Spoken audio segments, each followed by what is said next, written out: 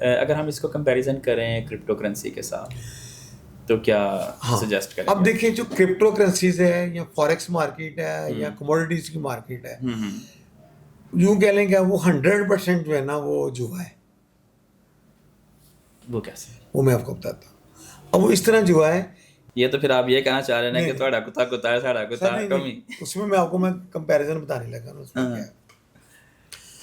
इसमें फर्क सिर्फ इतना है कि यहाँ पे अगर आपके पास 50,000 रुपये है ना, तो आपने 50,000 की चीज़ जीती है। हम्म अगर 40,000 रुपये भी आ गए तो आपके पैसे नहीं गए। हम्म वो 60,000 के हो गए हैं, वो आपके आपके पैसे नहीं गए। हम्म क्रिप्टो करेंसी में, फॉरेक्स ट्रेड में या कमोडिटीज गोल्ड वगैरह में, उसमें ये है कि वहाँ पे यूजली काम होता है 1% पे, 2% मार्जिन पे।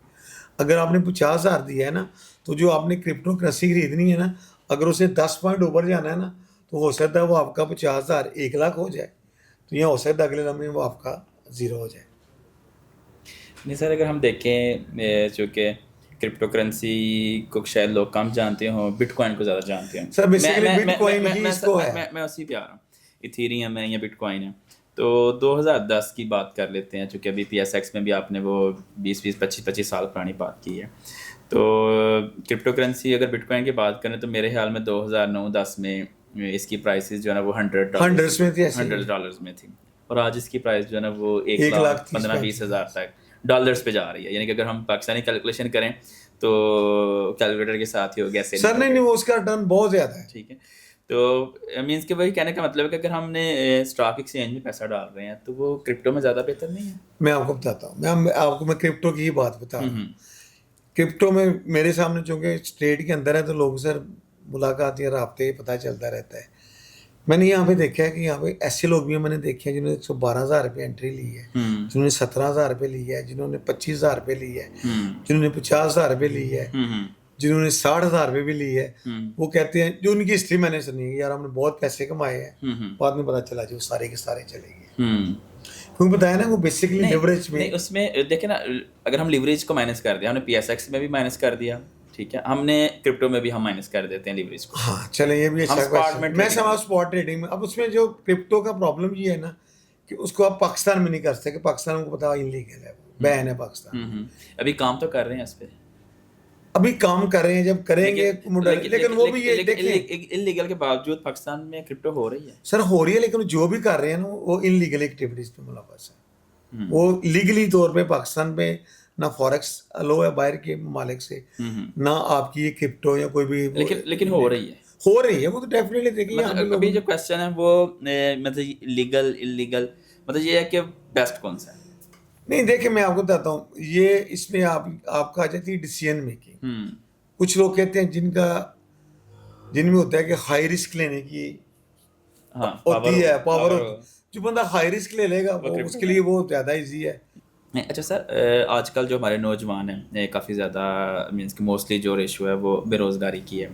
तो काफ़ी हमारे नौजवान फ्रीलांसर की तरफ भी आ रहे हैं। तो फ्रीलांसर के लिए पीएसएक्स कितना इम्पोर्टेंट है या कितना ज़रूरी हो यार सकता है? पीएसएक्स मैंने बताया ना, बेसिकली ये बिजनेस नहीं है, एक सेविंग है, ये एक इन्वेस्टमेंट है। हम्म तो बेसिकली तो ये इसमें वही आएगा ना जिसके पास कुछ पैसे पड़े हैं। हम्म जिसके पास पैसा नहीं है वो तो उसके लिए तो ये प्लेटफॉर्म यूजलेस है ना, हम्म चाहे थोड़ी अमाउंट है चाहे ज़्यादा है। सही।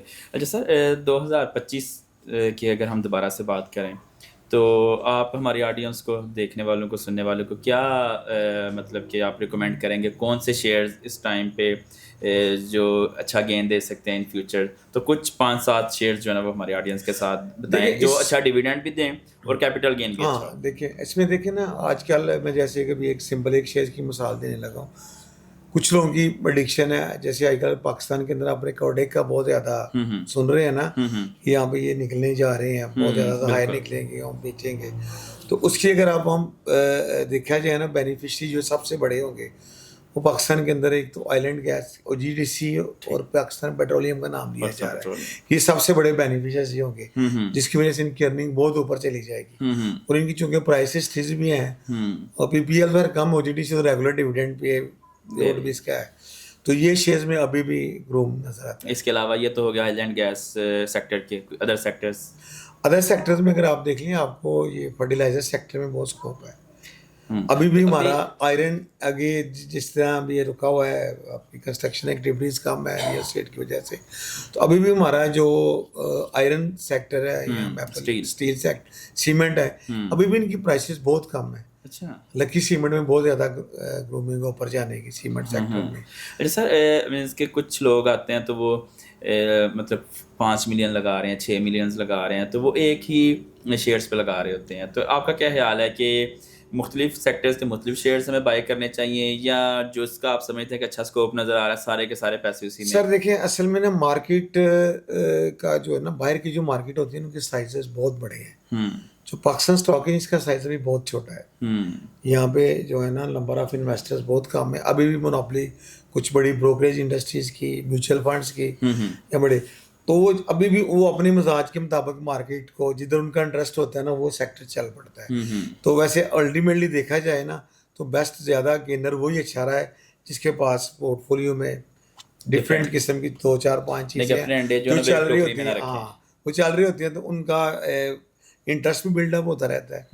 तो अगर आपने एक ही चीज़ में लिया, मैं बताता हूँ, अगर आपसे मैं 2 या 2.5 3 साल पीछे चले जाए तो EPCL एंग्रो पॉलीमर केमिकल बहुत अच्छा शेयर सर, 90 रुपीज़ तक ये गया हुआ था। अच्छा। तब इंडेक्स भी, और ये हर क्वार्टर में 2 रुपये 2.5 रुपये डिविडेंड दे रहा था। अब बहुत लोग थे कि वो उनकी प्रेडिक्शन थी अगर हमें ये 60 पे मिलता है ना तो हम इसको लेके रख लेंगे, हमें फिक्र ही नहीं है। तो मेरा अपना पर्सनल व्यू बना के मैंने कहा यार ये तो टूट रहा है, तो अगर ये 40 रुपये भी आ जाएगा ना तो मैंने इसको ले लेना, ये बहुत अच्छा लॉन्ग टर्म के लिए। लेकिन वो नहीं चला।